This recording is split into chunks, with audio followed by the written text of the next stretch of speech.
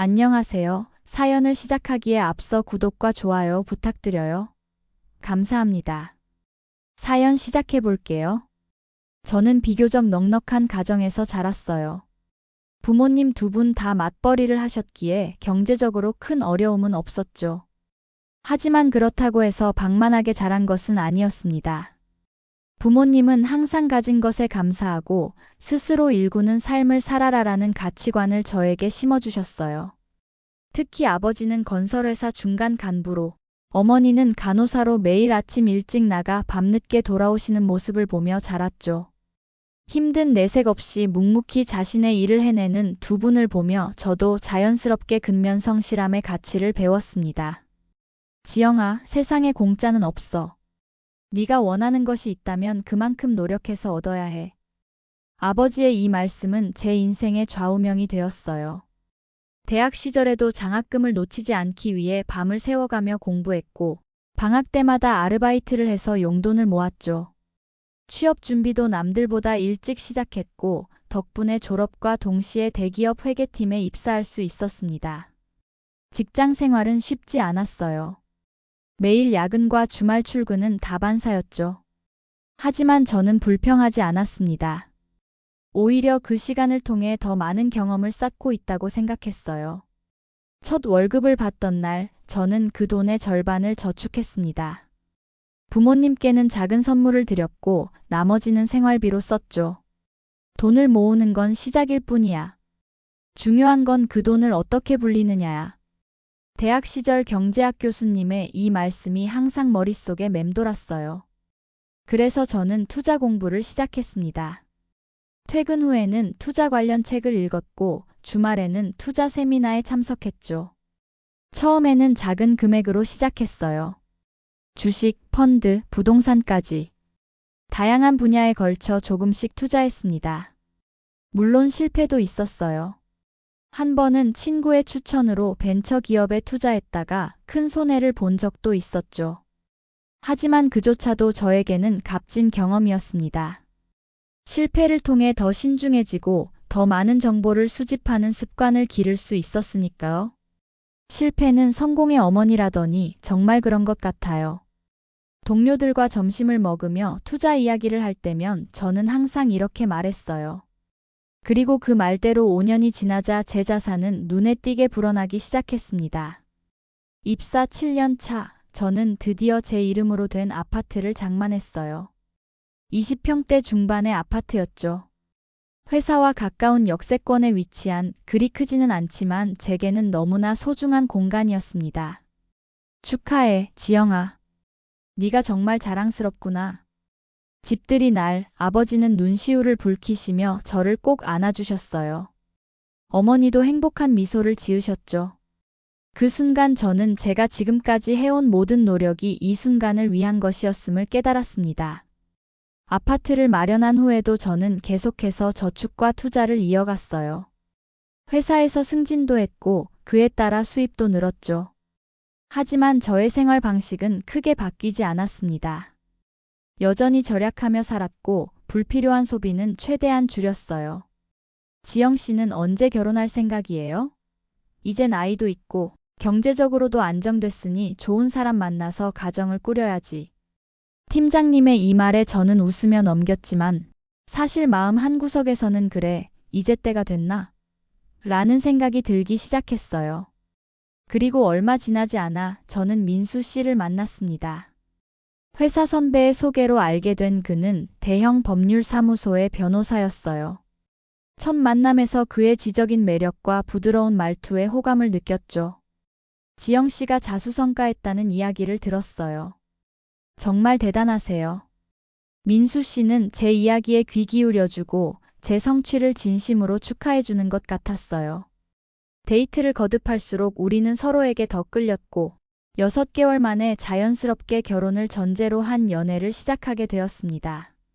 지영아, 우리 부모님께 인사드리러 가자. 어머니가 널 정말 만나보고 싶어 하셔. 교제 1년 즈음 민수 씨의 제안으로 저는 그의 부모님을 뵙게 되었어요. 처음에는 긴장했지만 민수 씨의 어머니는 웃는 얼굴로 저를 맞아주셨죠. 지영이는 집도 있다면서? 요즘 젊은 사람들이 집 마련하기 얼마나 힘든데 정말 대단하구나. 어머니의 말씀은 칭찬 같았지만 왠지 모르게 가시가 숨어 있는 것 같았어요. 그리고 그날 이후로 민수 씨의 어머니는 종종 저희 집에 대해 물어보셨습니다. 우리는 조심스럽게 결혼 이야기를 꺼내기 시작했어요. 서로의 가치관과 미래에 대한 계획을 나누며 구체적인 결혼 준비를 시작하려던 참이었죠. 지영아, 우리 결혼하면 어디서 살까? 어느 날 저녁 민수 씨의 이 질문으로 대화가 시작됐어요. 글쎄요, 제 아파트가 있으니까 일단은 거기서 시작하면 어떨까요? 나중에 더 좋은 곳으로 이사할 수도 있고. 제 대답에 민수 씨는 잠시 생각에 잠기더니 조심스럽게 말을 이어갔습니다. 사실, 어머니가 제안하신 게 있어. 지영이 아파트가 어머니 댁과 가깝잖아. 어머니가 지금 사시는 빌라가 좀 오래됐거든. 그래서 지영이 아파트를 어머니께 드리고 우리는 새로 집을 장만하면 어떨까 싶어. 순간 제 귀를 의심했어요. 제가 10년 동안 피땀 흘려 모은 돈으로 산 아파트를 시어머니가 될 분께 그냥 주자고요? 미안해요, 민수 씨. 하지만 그건 좀. 제가 말을 채 끝내기도 전에 민수 씨가 끼어들었습니다. 물론 갑작스러운 제안인 건 알아. 하지만 어머니도 평생 고생만 하셨잖아. 이제 편안하게 해드릴 때가 된 것 같아서. 게다가 시어머니께 좋은 첫인상을 남길 수 있는 기회이기도 하고. 그날 이후로 민수 씨는 종종 이 이야기를 여러 방식으로 꺼내기 시작했어요.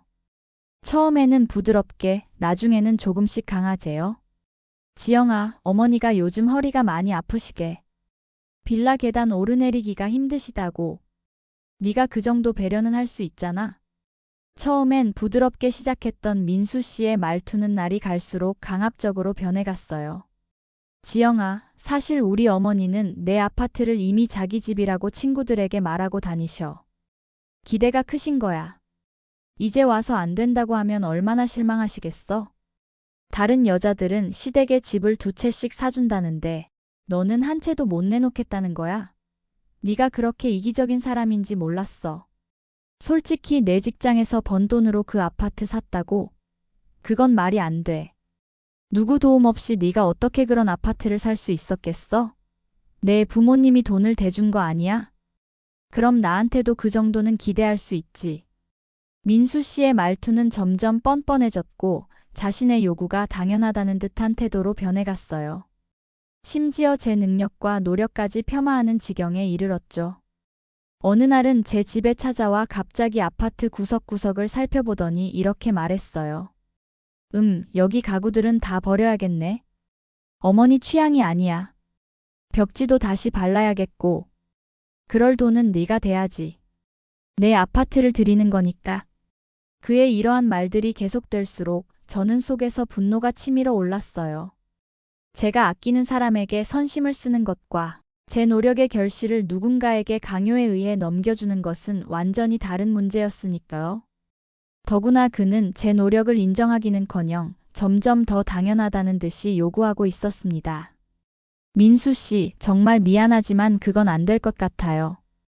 그 아파트는 제가 10년 동안 정말 열심히 모아서 산 거예요. 제 인생의 첫 큰 성취인데. 제 진심 어린 설명에도 민수 씨의 표정은 점점 굳어갔습니다. 그래, 내 아파트니까 내 마음대로 하겠지. 하지만 결혼은 서로 양보하고 희생하는 거라고 생각했는데. 그의 말투는 점점 차가워졌고 우리의 대화는 종종 언쟁으로 변했어요. 저는 혼란스러웠습니다. 제가 너무 이기적인 걸까? 결혼을 위해 이 정도 희생은 감수해야 하는 걸까? 하지만 깊이 생각해 볼수록 이것은 단순한 양보의 문제가 아니라는 걸 깨달았어요. 이것은 제 가치와 노력을 인정받느냐의 문제였습니다. 민수 씨의 태도는 더욱 뻔뻔하고 강압적으로 변했어요. 어느 날 그는 자신의 어머니를 데리고 제 아파트를 보러 왔습니다. 사전 연락도 없이 갑자기요. 어머니, 여기가 제가 말씀드렸던 집이에요. 지영이 집이긴 하지만 곧 어머니 집이 될 곳이죠. 민수 씨는 당당하게 말했고 그의 어머니는 제 눈치도 보지 않고 아파트 구석구석을 살피며 이것저것 지적했어요. 여기 주방은 좀 작네. 확장해야겠어. 그리고 이 벽지는 내 스타일이 아니야. 다 바꿔야겠다. 저는 완전히 무시당한 기분이었어요. 제 집에서 제 동의도 없이 제 재산을 마치 자기 것인 양 이야기하는 두 사람을 보며 분노가 치밀어 올랐죠. 그날 저녁 민수 씨는 최후 통첩을 날렸어요. 지영아, 이제 결정해. 다음 주까지 어머니께 아파트 명의를 이전해. 우리가 결혼하는데 이 정도도 못 해준다면 넌 날 사랑하는 게 아니야. 그는 심지어 명의 이전 서류까지 준비해와서 제 앞에 던졌어요. 네가 사인만 하면 돼. 이게 그렇게 어려워? 어차피 너 부모님 도움받아서 산 거 아니야? 내가 몇 년 전부터 너 보면서 느낀 건데 네가 그렇게 큰 돈을 모을 리가 없어. 누군가 도움을 받았을 거야.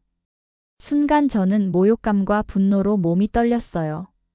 그가 저를 어떻게 생각하고 있었는지가 명확히 드러난 순간이었죠. 민수 씨, 당신 정말 그렇게 생각해요? 내가 정말 그런 사람으로 보여요? 아니, 사람 좋은 척하지 마. 세상에 그런 거 없어. 사람들은 다 자기 이익을 위해 움직이는 거야. 나도 그렇고 너도 그래. 다만 내가 좀 더 솔직할 뿐이지. 그의 비열한 얼굴을 보며 저는 마음을 단단히 먹었어요. 그래요, 솔직하게 말할게요. 우리 헤어져요. 당장. 뭐, 지금 나한테 헤어지자는 거야? 내가 누군지 몰라? 넌 나 같은 남자 평생 못 만날 거야. 그래요, 당신 같은 남자는 다시는 만나고 싶지 않아요. 지금 당장 나가주세요. 그리고 저는 폰을 켜 그에게 보여줬어요. 화면에는 제 자산 목록이 띄워져 있었습니다. 아파트 외에도 주식, 펀드, 그리고 최근 투자한 상가까지. 이게 뭐야? 이런 게 어떡해? 민수 씨의 눈이 점점 튀어나올 듯 커져갔고 얼굴은 창백해졌습니다. 놀랍죠? 이게 당신이 모을 리 없다고 생각했던 돈이에요. 제가 10년 동안 단 한 번도 여행 한 번 가지 않고 명품 한 번 사지 않고 온갖 부업까지 하면서 모은 돈이죠.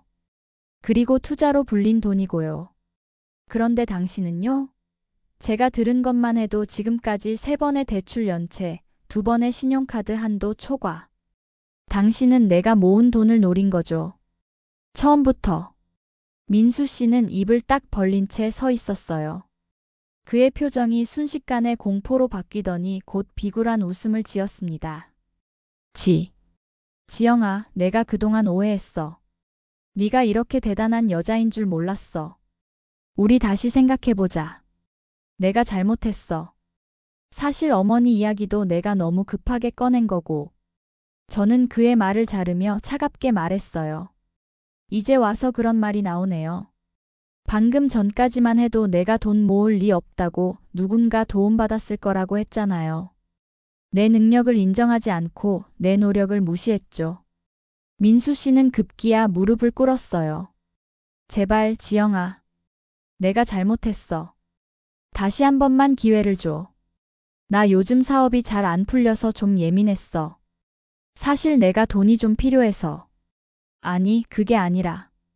그제야 모든 게 명확해졌어요. 그는 제 돈이 필요했던 거였죠. 나가요. 지금 당장. 그리고 다시는 연락하지 마세요. 이런 식으로 날 차다니. 넌 내 인생 최대의 실수야. 그 돈 다 잃어버리게 될 거야. 두고 봐. 그는 마지막까지 추악한 본성을 드러내며 소리쳤어요. 저는 문을 쾅 닫으며 그를 밖으로 내쫓았습니다. 네가 후회하게 될 거야. 두고 봐. 문 밖에서 들려오는 그의 외침은 점점 멀어졌습니다. 그날 밤 마음이 이상하게 가벼워졌어요. 분노나 배신감보다는 오히려 해방감이 느껴졌죠. 결국 민수 씨는 제가 아닌 제가 가진 것을 원했던 거예요. 그리고 저는 그 사실을 깨닫기까지 2년이라는 시간이 필요했습니다. 집에서 혼자 와인 한 잔을 마시며 지난 2년을 돌아봤어요. 처음에는 정말 저를 아끼고 존중해주는 것 같았던 민수 씨가 어느새 제 재산만 바라보는 사람으로 변해 있었죠. 아니, 어쩌면 처음부터 그랬는지도 모르겠어요. 그날부터 저는 다시 제 생활에 집중했어요. 회사에서는 더 열심히 일했고 주말에는 새로운 투자 세미나에 참석했죠. 민수 씨와 헤어진 것이 오히려 새로운 시작처럼 느껴졌습니다. 그로부터 1년이 지났어요. 저는 여전히 제 아파트에서 살고 있고 회사에서는 팀장으로 승진했습니다. 제 투자는 계속해서 성공적인 결과를 내고 있고 얼마 전에는 해외여행도 다녀왔죠. 그러던 어느 날 고급 레스토랑에서 식사를 하고 있는데 누군가 제 앞에 나타났어요. 처음에는 알아보지 못할 정도로 초라해진 모습이었습니다. 죽은 깨가 돋은 얼굴의 수염은 덥수룩, 옷은 군데군데 해진 채로 예전에 당당하던 민수 씨는 찾아볼 수 없었죠. 지영아, 잠깐 시간 좀 내줄 수 있을까? 그의 목소리는 떨렸고 눈은 비굴하게 바닥만 쳐다보고 있었어요. 내 테이블에 불쑥 나타난 그를 레스토랑 직원이 말리려 했지만 저는 손짓으로 괜찮다고 했습니다. 무슨 일이에요, 민수 씨? 사실 돈이 좀 필요해서. 그는 주저하며 말했어요. 알고 보니 그는 법률사무소에서 일을 그만두게 된 후 사업의 실패의 빚더미에 앉게 되었다고 해요. 어머니의 낡은 빌라마저 경매로 넘어갔고 지금은 고시원을 전전하며 살고 있었죠. 어머니는 어떻게 지내세요? 제가 물었어요. 어머니는 지방에 사시는 친척 댁에 얹혀 살아. 그래도 내가 변호사라고 자랑하고 다니셨는데 이제는 얼굴도 못 보여드리겠어. 처음부터 당신이 내 돈을 노렸다는 걸 알고 있었어요. 지금도 그 생각은 변하지 않았을 거고요. 민수 씨의 표정이 순간 굳어졌다가 이내 비굴한 웃음으로 바뀌었어요. 그래. 역시 날 잘 아는군. 하지만 지금은 정말 급해. 100만 원만 빌려줘. 아니, 50만 원만이라도. 제발. 그는 심지어 제 앞에서 무릎까지 꿇으려고 했어요. 주변 사람들의 시선이 집중되는 것이 느껴졌죠. 미안해요, 민수 씨. 저는 사람을 보는 눈이 있거든요. 당신 같은 사람에게는 단 10원도 주고 싶지 않네요.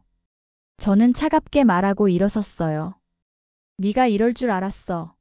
넌 원래 차갑고 이기적인 여자였어. 그래서 네가 그런 돈을 모을 수 있었던 거지.